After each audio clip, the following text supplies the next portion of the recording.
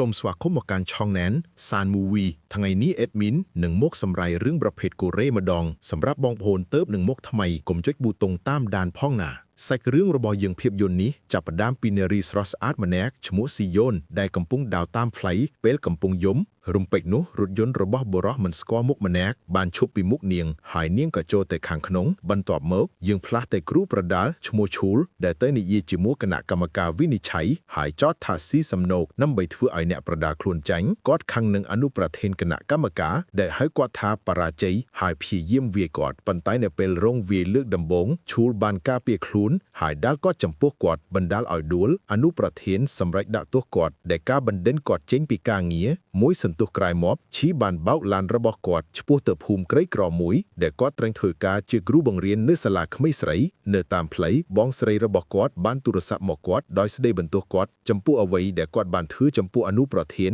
និងប្រមានគាត់កុំឲ្យបង្កបញ្ហានៅពេលការងារថ្មីរបស់គាត់ឈឺធានានាងដោយប្រាប់នាងថាគាត់កំពុងដំណើរទៅភូមិប៉ុន្តែនៅពេលដែលគាត់ទៅដល់ភូមិជាក្រុងឡានរបស់គាត់ខូចគាត់ហៅឡានសណ្ដោងហើយដោយចៃដន្យគាត់សម្គាល់ឃើញអ្នកបាត់ខ្លួនមួយផ្ទាំងអំពីក្មេងស្រីម្នាក់ឈ្មោះស៊ីយ៉ូនដែលបានបាត់ខ្លួនមួយរយៈនាងជាមនុស្សស្រីដូចគ្នាដែលយើងបានឃើញកាលពីដើមពេលរថយន្តសណ្ដោងមកដល់លោកឈូលបានចូលក្នុងរថយន្តវិញហើយបើកចូលទៅក្នុងក្រុងនៅទីនោះគាត់បានឃើញនារីម្នាក់ឈ្មោះជីនដែលកំពុងឆ្លុះជាមួយក្រុមមួយក្មេងស្រីស្រែកដាក់ពួកគេថាបានហែកខិត្តប័ណ្ណដែលនាងបានបង្ហោះអំពីមិត្តដែលបាត់ខ្លួនស៊ីយ៉ូនឈូលព្យាយាមធ្វើឲ្យនាងស្ងប់ហើយប្រាប់គេកុំឲ្យមានបញ្ហាពេលនោះមានប៉ូលីសម្នាក់ឈ្មោះសុងជូមកដល់គាត់ស្គាល់ឈូលហើយស្វាគមន៍គាត់ដោយរីករាយដោយនិយាយថាគាត់ធ្លាប់ហ្វឹកហាត់ប្រដាល់នៅក្លឹបហាត់ប្រាណរបស់ឈុយខណៈនោះជីនទៅកាន់ផ្ទះវិទ្យាសាស្ត្រជីដូនដើម្បីពិនិត្យមើលនាងបានផ្ដល់ឲ្យស្ត្រីចំណាស់ខ្សែដៃស៊ីយ៉ូនយើងបានដឹងថាស៊ីយ៉ូនរស់នៅជាមួយជីដូនរបស់នាង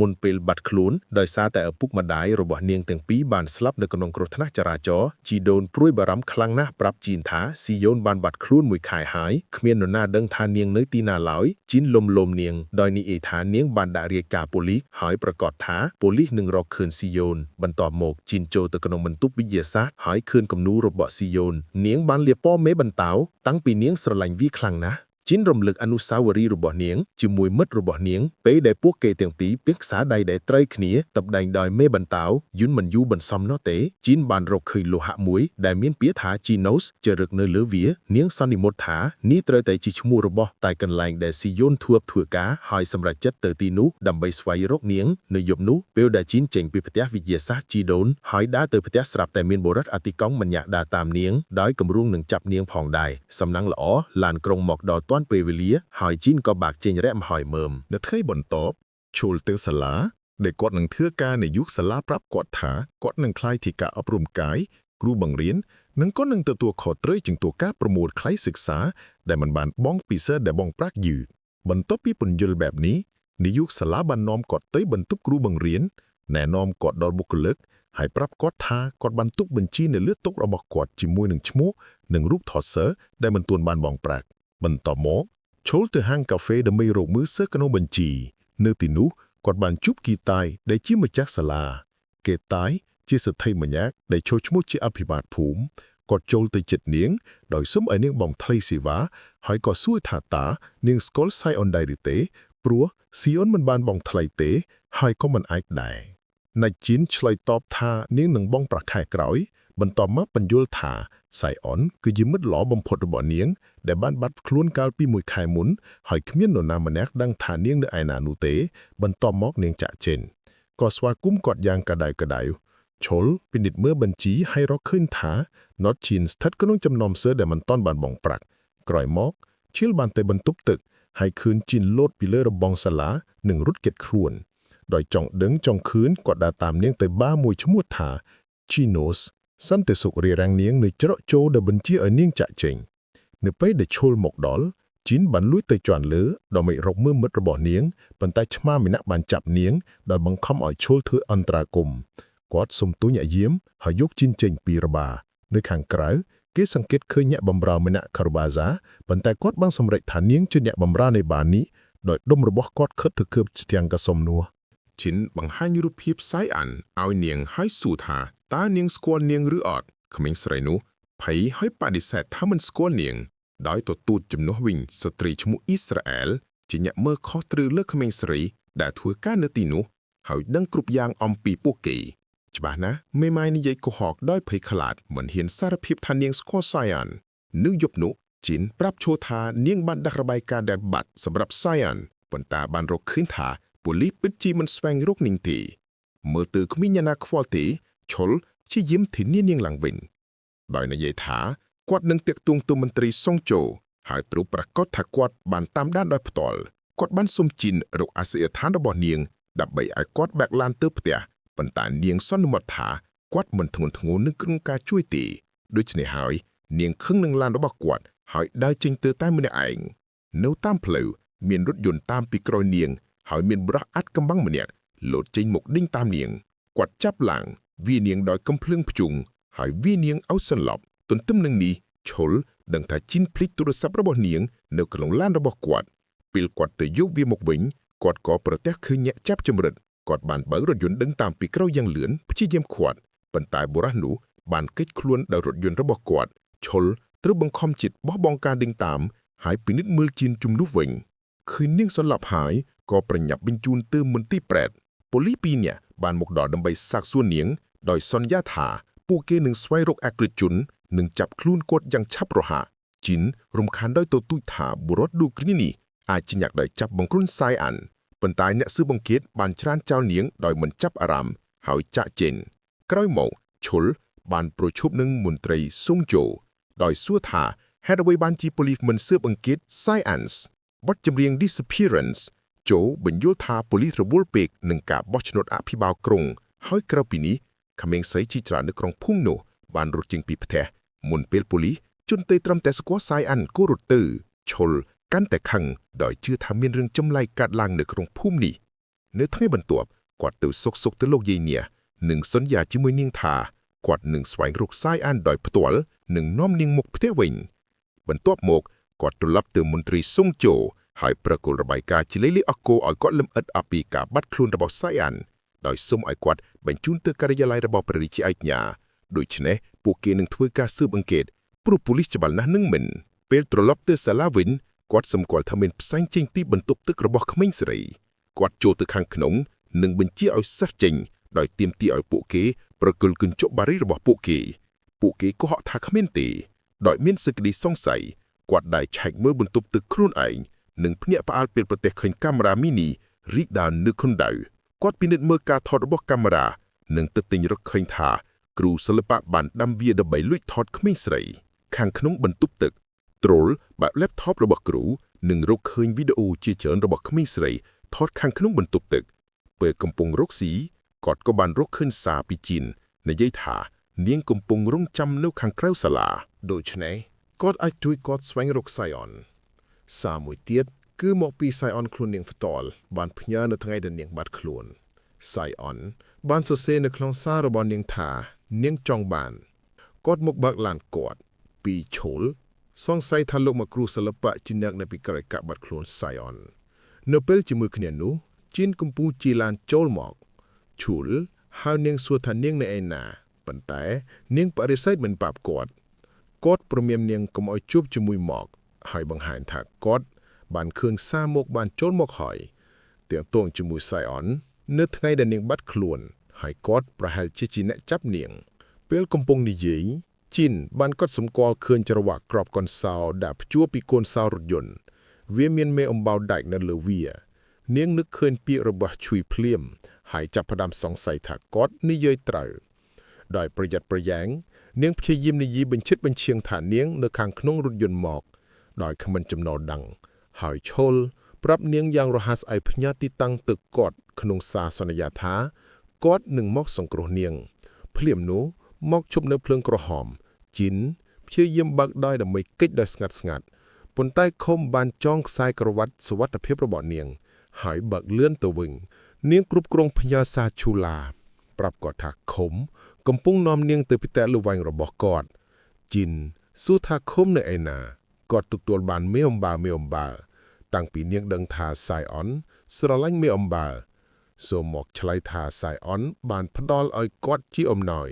នៅពេលនោះនាងសួរថាតើគាត់បានតាក់ទងជាមួយសាយអននៅថ្ងៃដែលនាងបាត់ខ្លួនដែរឬទេឃុំខឹង វាក្បាលនាងសន្លប់នៅពេលដែលជីនភញាក់ឡើងនាងបានរកឃើញខ្លួនឯងនៅក្នុងផ្ទះឃុំចង់ជាប់ដូច្នេះនាងមិនអាចគេចខ្លួនបានដោយចៃដន្យនាងបានកត់សម្គាល់ទូរស័ព្ទ Science នៅខាងក្នុងថតរបស់គាត់ដោយបញ្ជាក់ថាគាត់ជាប់ទាក់ទងនឹងការបាត់ខ្លួនរបស់នាងមកទទូចថាគាត់មិនបានធ្វើអ្វីចំពោះ Science ហើយក៏មិនដឹងថានាងនៅទីណាដែរពេលនោះឈុលមកដល់ផ្ទះដើម្បីសង្គ្រោះជីនភ្ញាក់ផ្អើលមកព្យាយាមលើកបន្ទាក់ធំមួយដើម្បីលាក់នាងនៅក្នុងបន្ទប់សម្ងាត់ប៉ុន្តែចូលវាយទ្វារចំហហើយចូលវាយគាត់ទាមទារឲ្យដឹងពីអ្វីដែលខំបានធ្វើចំពោះ Science ហើយហេតុអ្វីបានជាគាត់មានទូរស័ព្ទរបស់នាងខំបញ្យល់ថា Science បានផ្ញើសារទៅគាត់នៅថ្ងៃដែលនាងបាត់ខ្លួនដោយសុំឲ្យគាត់ជិះឡានពេលគាត់ទៅរកនាងចូលឡានមើលទៅក្រៀមក្រំនិងភ័យខ្លាចនៅតាមផ្លូវពួកគេបានឈប់នៅស្ថានីយ៍ប្រេងឥន្ធៈមួយកន្លែងដែលនាងបានសុំឲ្យគាត់រងចាំនៅក្នុងរថយន្តខណៈពេលដែលនាងបានទូរស័ព្ទបន្ទាប់ពីទូរស័ព្ទមកនាងបានប្រាប់គាត់ថាមានអ្នកផ្សេងមកយកនាងហើយសុំឲ្យគាត់ចាក់ចេញគាត់បានធ្វើប៉ុន្តែក្រោយមកសោកស្ដាយដោយបារម្ភព្រោះគាត់បានទុកនាងចោលនៅពេលយប់ដូច្នេះគាត់បានត្រឡប់ទៅស្ថានីយ៍វិញប៉ុន្តែនាងបានបាត់ទៅគាត់និយាយថាគាត់បានរកឃើញតែទូរស័ព្ទដែលខូចរបស់នាងដេកនៅនឹងក្រដាលក្បែរឃ្លាំងដែលគេទុកចោលនៅចតស្ថានីយ៍គុំទទូចថាគាត់មិនបានធ្វើអ្វីទៀតទេប៉ុន្តែឈុលបដិសេធមិនជឿគាត់ហើយសួរថាហេតុអ្វីបានជាគាត់មិនរាយការណ៍វាទៅប៉ូលីសមកឆ្លើយថាខ្លាចព្រោះគាត់ជាមនុស្សចុងក្រោយជាមួយនាងហើយប៉ូលីសច្បាស់ជាសង្ស័យហើយចាប់គាត់រូបពេលនោះគេឮសូរស៊ីរ៉ែនប៉ូលីសនៅខាងក្រៅជីនបង្ហាញថានាងបានទូរស័ព្ទទៅប៉ូលីសរួចហើយបានរាយការណ៍ថាខំជាយាមចាប់នាងមកត្រូវចាប់ខ្លួនទៅឃុំខ្លួននៅស្ថានីយ៍ប៉ូលីសឈុលនិយាយជាមួយអ្នកស៊ើបអង្កេតដោយបានប្រគល់ទូរស័ព្ទរបស់ Science ឲ្យគាត់ហើយសុំឲ្យគាត់ជួសជុលវាដើម្បីស្វែងរកលេខចុងក្រោយដែលនាងបានហើយប្រកបណាស់អ្នកនោះគឺជាអ្នកចាប់ចម្រិតអ្នកស៊ើបអង្កេតមិនអើពរនឹងសំណើរបស់គាត់ហើយបញ្ជាឲ្យគាត់ចេញពីស្ថានីយ៍គួរឲ្យសង្ស័យឈុលប្រែទៅជាមន្ត្រីសុំឲ្យគាត់ជួសជុលទូរស័ព្ទ Science ហើយប្រាប់គាត់ភ្លាមពីលេខចុងក្រោយដែលបានដុចគាត់សារភាពថាគាត់មិនទុកចិត្តអ្នកស៊ើបអង្កេតតែហាក់មិនមានចេតនាក្នុងការស៊ើបអង្កេតការបាត់ខ្លួនរបស់ Science ខណៈអ្នកស៊ើបអង្កេតបានទូរស័ព្ទទៅជាងដែលជាម្ចាស់របាដែល Science ធ្លាប់ធ្វើការដែលប្រាប់គាត់ថាទោះបីជាគាត់ព្យាយាមការពារករណីនេះក៏ដោយត្រូវបានបាគ្រូឈរកំពុងរុញវាទៅមុខហើយយកទូរស័ព្ទវិទ្យាសាស្ត្រទៅជួសជុលជីងបានបញ្ជាគាត់មិនឲ្យជួសជុលវាក្រោយមកអ្នកស៊ើបអង្កេតទៅនិយាយជាមួយខីថៃដែលជាម្ចាស់សាលាអ្នកមាននិងជាបេក្ខជនអភិបាលក្រុងនៅពេលគាត់ប្រាប់គាត់ពីអ្វីដែលបានកាត់ឡើងខីថៃខឹងយ៉ាងខ្លាំងហើយវាគាត់ដោយបង្ហាញថាគាត់ផ្ទាល់នៅពីក្រោយការបាត់ទាន់របស់ Science គាត់បានសុកប៉ាន់ប៉ូលីសដើម្បីមិនអើពើករណីនេះត្រឡប់មកសាលាវិញឈលនឹងគ្រូមិត្តរបស់គាត់បានអានព័ត៌មានអំពីការចាប់ខ្លួនពីបទដាក់កាមេរ៉ាលាក់ទុកកឹងបន្ទប់ទឹករបស់ក្មេងស្រីជូអែលដឹងថាជីនគឺជាអ្នកដែលបែកធ្លាយរឿងនេះគាត់ប្រឈមមុខនឹងនាងជេរនាងព្រោះនាងអាចនឹងមានបញ្ហាធ្ងន់ធ្ងរប៉ុន្តែចេនឆ្លើយថានាងមិនខ្លាចទេនាងមានឆន្ទៈប្រឈមមុខនឹងអ្វីក៏ដោយឲ្យតែនាងអាចស្វែងរកមិត្តរបស់នាង Science បន្ទាប់មកនាងចាស់ចេញពីគាត់ក្រោយមកឆលបានទទួលការកោះកោពីការិយាល័យរបស់ខីថៃប្រាប់គាត់ថាគាត់ត្រូវបានបណ្ដេញចេញពីសាលាដើម្បីបញ្ឈប់គាត់ពីការស៊ើបអង្កេត Science គាត់ថែមទាំងណែនាំឆលឲ្យចាស់ចេញពីភូមិទាំងអស់គ្នាខ្លៅចិត្តនឹងចាញ់ឆលមិនដឹងថាត្រូវធ្វើអ្វីនៅពេលនោះមន្ត្រីស៊ុំបានទូរស័ព្ទទៅគាត់និយាយថាមានរាយការណ៍ទើបចូលមកមាននរណាម្នាក់បានប្រទះឃើញសាកសពក្មេងស្រីនៅក្រោមស្ពានមួយហើយពួកគេសង្ស័យអាចជា Science ឆលប្រញាប់ប្រញាល់ទៅកន្លែងកើតហេតុហើយបានរកឃើញជីងនៅទីនោះដោយអស់សង្ឃឹមក្នុងការដឹងភាពពិតនៅពេលដែលឃើញខ្សែដៃមេបំបាលើខ្លួននាងទទួលស្គាល់ថាវាជាមិត្តរបស់នាងដោយតែសោកសៅយ៉ាងខ្លាំងនាងក៏បែកកាយយំហើយឈលនាំនាងចូលក្នុងឡានដើម្បីបើកឡានទៅផ្ទះវិញនៅតាមផ្លូវគាត់ប្រាប់នាងថាជីដូនរបស់ Science ធ្វើឲ្យខ្លួនឈឺក្រោយពីដឹងដំណឹងនេះពួកគេក៏ប្រញាប់ទៅពិនិត្យនាងខណៈនោះមន្ត្រីសង្ឃបានយកទូរស័ព្ទរបស់ Science មកជួសជុលអ្នកស៊ើបអង្កេតឃើញគាត់នៅលើកាមេរ៉ាខ្លំមើលហើយខឹងយ៉ាងខ្លាំង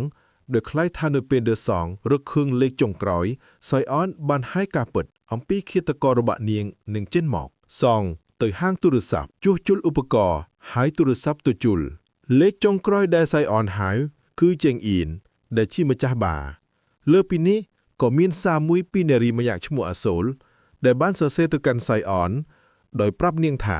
នាងបារម្ភពីនាងខ្លាំងណាស់ប៉ុន្តែភ្លាមពេលអាសងបញ្ចប់ការហៅនោះយ៉ាងមែនបានស្ទះខ្ចាប់គាត់វាគាត់ទៅលើក្បាលនិងលួចសៃអនក្នុងពេលជាមួយគ្នានោះជុលទៅបារប្រឈមមុខនឹងអាសូលគាត់សួរនាងថាមានអ្វីកើតឡើងនៅយប់ដែលសៃអនបានបាត់ខ្លួនអាសូលពន្យល់ថាសៃអនកំពុងធ្វើការជាអ្នកចម្រៀងនៅបារនៅយប់នោះអ្នកចំនួនគីតែនៅទីនោះជាមួយមេប៉ូលីសដើម្បីសក់ប៉ាន់គាត់ដើម្បីធានាបានជ័យជំនះក្នុងការបោះឆ្នោតអភិបាលក្រុងពេលប្រជុំល្ងាចសៃអនបានទៅបន្ទប់ទឹកហើយជីដូនរបស់នាងដែលឈឺនាងយំពេញមួយពេលបន្តមកគីតេបានដើរចូលមកហើយដឹងថានាងជាសិស្សនៅសាលារបស់គាត់សៃអនបានអង្វរគាត់ឲ្យអនុញ្ញាតឲ្យនាងទៅផ្ទះដើម្បីពិនិត្យមើលជីដូនរបស់នាងដែលឈឺគីតេខឹងខ្លាំងឡើងប៉ុន្តែមេប៉ូលីសបានស្នើឲ្យនាំនាងចេញក្រោយមកគីតេបានប្រឈមមុខនឹងយ៉ាងដោយខឹងនឹងគាត់សម្រាប់ការជួសៃអនតាំងពីនាងនៅជាសិស្សនៅសាលារបស់គាត់និងអាចលាតត្រដាងគាត់ធ្វើឲ្យខូចកេរ្តិ៍ឈ្មោះរបស់គាត់យ៉ាងបានធានាគាត់ដោយនិយាយថាសៃអនគ្រាន់តែធ្វើការដើម្បីសងបំណុលរបស់ពុកជុងរបស់នាងប៉ុណ្ណោះហើយនាងនឹងមិនប្រាប់នរណាម្នាក់ជាពិសេសចាប់ពីតាំងពីគ្មាននរណាម្នាក់ដឹងថានាងធ្វើការនៅបារខណៈពួកគេកំពុងនិយាយពួកគេបានឮមេប៉ូលីសស្រែកពួកគេបានប្រញាប់ប្រញោទទៅរកគាត់ដោយការឈឺចាប់ប្រាប់ពួកគេថាសៃអនបានវាយគាត់នៅពេលដែលគាត់ព្យាយាមយាយីនាងនិងនាងបានរត់គេចខ្លួនដោយកំហឹងយ៉ាងបានទូរស័ព្ទទៅសៃអនភ្លាមដើម្បីសួរថាតើនាងនៅឯណានាងបានប្រាប់គាត់ថានាងកំពុងរងចាំនៅខាងមុខស្ថានីយ៍ប្រេងគាត់បានបង្កប់នាងកុំឲ្យរើរហូតដល់គាត់ទៅដល់ទីនោះជាមួយគ្នានោះអាស៊ូលបានផ្ញើសារប្រាប់នាងកុំឲ្យរត់គេចខ្លួនការប្រុងប្រយ័ត្នប៉ុន្តែ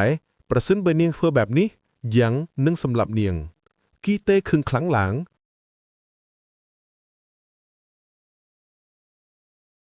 អុកសៃអាននាងមិននៅទីនោះទេផ្ទុយទៅវិញគាត់បានកត់សម្គាល់ឃើញឃ្លាំងដែលទេបបាំងចោលមួយនៅក្បែរនោះបានជុលទៅខាងក្នុងតាមរកនាងឲ្យភ្ញាក់ផ្អើលពេលឃើញបរោះពាក់ម៉ាស់ជ្របាច់ក៏ស្លាប់ហេតុការណ៍ដែលគួរឲ្យភ្ញាក់ផ្អើលនោះគឺបរោះពាក់ម៉ាស់គឺគ្មាននរណាត្រូវពីកូនប្រុសរបស់គីតៃទេក្នុងពេលជាមួយគ្នាជីនស្ថិតនៅក្នុងបន្ទប់សម្រាកក្នុងមន្ទីរពេទ្យនៅពេលដែលកូនប្រុសរបស់គីតៃស្រាប់តែលេចមុខមកក្រោយនាងច្របាច់កនាងរហូតដល់បាត់បង់ស្មារតីនិងចាប់នាងវាត្រូវបានបង្ហាញថាជាកូនប្រុសរបស់គីតាយ៉ាតាមពិតគីមជាគ្រូបង្រៀនសិល្បៈ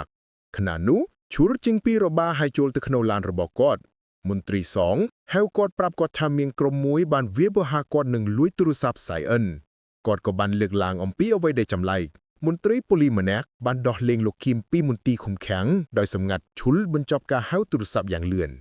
មួយសន្ទុះក្រោយមកម្ដាយរបស់ជីណូទូរស័ព្ទទៅគាត់ដោយនិយាយថាជីនបាត់ពីមន្ទីរពេទ្យឈុលដឹងថាឃីមបានចាប់នាងនិងប្រញាប់ទៅផ្ទះរបស់គាត់ដើម្បីសង្គ្រោះនាងជីនដឹងខ្លួនឡើងវិញក្នុងបន្ទប់លាក់កំបាំងរបស់ឃីមប្រាប់នាងថានាងយល់ខុសគាត់មិនមែនជាឧក្រិដ្ឋករដោយឪពុករបស់គាត់គីតៃទេគាត់នឹករលឹកទៅថ្ងៃដែលឪពុករបស់គាត់បានឃើញសៃអិនស្លាប់នៅពេលនោះគីមបានយកទូរស័ព្ទរបស់សៃអនពីជាងវាយកកំទេចនិងស៊ូទ្រាំនឹងការវាយដំពីឪពុករបស់គាត់ដែលមិនចង់ឲ្យនរណាម្នាក់ដឹងពីអ្វីដែលបានកើតឡើងព្រោះវាអាចបំផ្លាញឱកាសបោះឆ្នោតរបស់គាត់យើងបានដឹងថាគីមរងរបួសផ្លូវចិត្តដែលសារឪពុករបស់គាត់ធ្វើបាបគាត់ជានិកាលពេលគាត់នៅក្មេងឈុលមកដល់ផ្ទះគីមហើយឃើញផ្ទាំងគំនូបិទទ្វារបន្ទប់សម្ងាត់គាត់វាចំហប៉ុន្តែគីមមិននៅទីនោះទេផ្ទុយទៅវិញគាត់ឃើញផ្ទាំងគំនូបមួយទៀតដែលមានអាស័យដ្ឋានទៅកាន់អផាតមិនផ្សេងដូច្នេះក៏ប្រញាប់ទៅទីនោះស្របពេលនោះគីមបានឮនរណាម្នាក់ព្យាយាមបើបន្ទប់សម្ងាត់ដើម្បីបំបិទមាត់ជីនគាត់បានច្របាច់កនាងនិងវាយនាងបន្ទាប់មកចាក់សោនាងនៅក្នុងទីងងឹតគីតៃដើរចូលមកសួរថាហេតុអ្វីបានជាគីមលាក់ខ្លួនក្នុងបន្ទប់លោកគីមមិនអាចឆ្លើយបានទេបន្ទាប់មកគីតៃប្រាប់គុណប្រុសគាត់ថាគាត់នឹងបញ្ជូនគាត់ទៅអាមេរិកដោយសារតែលទ្ធផលរបស់ឆ្នោតជាតិបានប្រកាសឡើងហើយលោកមិនចង់បានអ្វីដែលប៉ះពាល់ដល់អនាគតរបស់លោកនឹងតង់ជាអភិបាលក្រុងគីមបដិសេធដោយនិយាយថាឆ្នាំសិក្សាមិនទាន់ចប់នៅឡើយហើយលោកចង់នៅជួយក្មេងស្រីសិក្សាគេតែស្ដីបន្ទោសគាត់ដោយហៅគាត់ជាអ ுக ្រិតជននិងជាឃាតករមុនពេលគាត់អាចបន្តគីមបានតវ៉ាដោយទៅទិញថាគាត់មិនបានសម្លាប់សាយ៉នទេបន្ទាប់មកយើងរកឃើញការពិតគីមពិតជាមិនបានសម្លាប់នាងនៅយប់នោះទេនៅពេលដែលគាត់កំពុងច្របាច់នាងនោះគាត់ពិតជាព្យាយាមការពារនាងពីជាង គាត់ស្រឡាញ់នាងហើយបានត្រឹមតែខ្ទប់មាត់នាងដើម្បីឲ្យនាងនៅស្ងៀមដើម្បីកុំឲ្យជាងចាប់នាងពេលពួកគាត់មកដល់ឃ្លាំងសែននៅមានជីវិតនាងបានអង្វល់គេតាយកុំឲ្យប្រាំនរណាម្នាក់ហើយសន្យាថានឹងរអាតកម្បាំងរបស់គាត់ប៉ុន្តែគេតាយបានចាប់យកកាបូបបង្ខំវាពីលើក្បាលនិងថប់នាងរហូតដល់នាងស្លាប់ដើម្បីធានាថាគ្មាននរណាអាចលាតត្រដាងគាត់បានឡើយនៅពេលនេះគេតាយខឹងពីគឹមហើយវាគាត់រំពេងនោះគាត់ឮសំឡេងចេញពីទូជីនគាត់សម្រេចចិត្តបើកវាប៉ុន្តែនៅពេលនោះគាត់ទទួលទូរស័ព្ទពីមេប៉ូលីសដែលប្រាប់គាត់ថាលទ្ធផលបាត់ឆ្នោតចិត្តបានប្រកាសឡើងហើយគេតាយលេចាក់យ៉ាងឆាប់រហ័សបន្ទាប់មកគឹមប្រាប់ជីនឲ្យចេញពីទូហើយសន្យាថាគាត់មិននឹងធ្វើបាបនាងទេនាងបដិសេធនៅពេលគាត់ព្យាយាមបើកវានាងបានបាញ់ទឹកមុខគាត់រួចលុតគេខ្លួនបាក់ជីនរកឃើញថានាងជាប់នៅសោដែលមានទ្វារចាក់សោដូច្នេះនាងលាក់ខ្លួននៅក្រោមតុគឹមរងរោគសម្រាប់នាងហើយនៅទីបញ្ចប់ឃើញជើងរបស់នាងជាប់ចេញភ្លាមនោះឈុលមកដល់ផ្ទះស្វែងរកជីនយ៉ាងអស់សង្ឃឹមនៅខាងក្នុងសាលលោកគឹមខឹងសម្បោពីអាម៉ាស់វាក្រឹងចោះទាំងអស់ដោយកំហឹងពេលគាត់ចូលទៅកាន់តុជីនភ័យសឡុតនិងរត់ដោះជំហានលើក្រឹងចក ជើងរបស់នាងត្រូវបានកាត់យ៉ាងធ្ងន់ធ្ងរហើយនាងដួលនៅលើអេតឈោលលឺនាងយំនិងប្រញាប់ទៅសាលពេលទំលាយទ្វារចូលផ្ទះគាត់បានប្រទះឃើញជីនហូរឈាមយ៉ាងខ្លាំងដោយមានកញ្ចក់បង្កប់នៅករបស់នាងគាត់យកវាចេញហើយយកក្រណាត់សង្កត់លឿមុខរបួសដើម្បីបញ្ឈប់ការហូរឈាមរំពេចនោះធីមវាយប្រហារលោកឈោលចំពោះដោយកំបិតឈោលខឹងតបទៅវិញនិងវាយគឹមយ៉ាងហិង្សាគឹមភ័យស្លន់ស្លោសុំជីវិតគាត់ឈោលទុកគាត់ចោលជ្រើសរើសជំនួសជីនដឹកនាងទៅមន្ទីរពេទ្យប៉ុន្តែពេលគាត់ព្យាយាមចាក់ជើងគឹមយកបន្ទាក់ឈើមកវាយឈោលលើក្បាលឈោលសងសឹកវាយគាត់រហូតដល់បាត់បង់ស្មារតីបន្ទាប់មកគាត់ក៏ដឹកជីនទៅកាំងរថយន្តក្នុងល្បឿនលឿនសម្ដៅទៅមន្ទីរពេទ្យឈាមហូរចេញពីពោះរបស់គាត់ទន្ទឹមនឹងនោះកាយតៃឈ្នះការបោះឆ្នោតនិងអបអរការខ្លាយជាចៅហ្វាយក្រុងថ្មីរបស់ភូមិនៅពេលដែលឈោលបាក់បោចោះខ្សោយ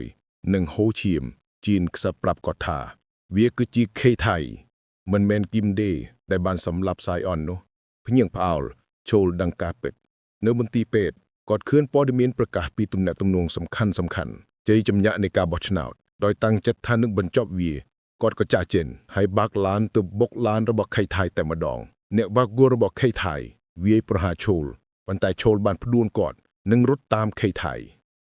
ជេរប្រមាថគាត់យ៉ាងក្រក្រទមដោយអួតថាគាត់ឥឡូវនេះមានអំណាចនិងឥទ្ធិពលជាអភិបាលក្រុងថ្មីខឹងឈោលវាយកញ្ចក់ឡានដោយដៃទទេរថយន្តប៉ូលីសមកដល់បើកចេញមកចាប់ឈោលខេថៃអរគុណមេប៉ូលីសដែលបានបញ្ជូនពួកគេប៉ុន្តែចំពោះភាពភ័យរន្ធត់របស់គាត់មន្ត្រីបានចាប់គាត់និងកូនប្រុសគាត់គឹមជំនួសវិញឈោលដឹងថាមន្ត្រីសងបានរាយការណ៍អីទាំងអស់ទៅកាន់ការិយាល័យរបស់ព្រះរាជាអាជ្ញាដែលបញ្ជាឲ្យចាប់ពួកគេ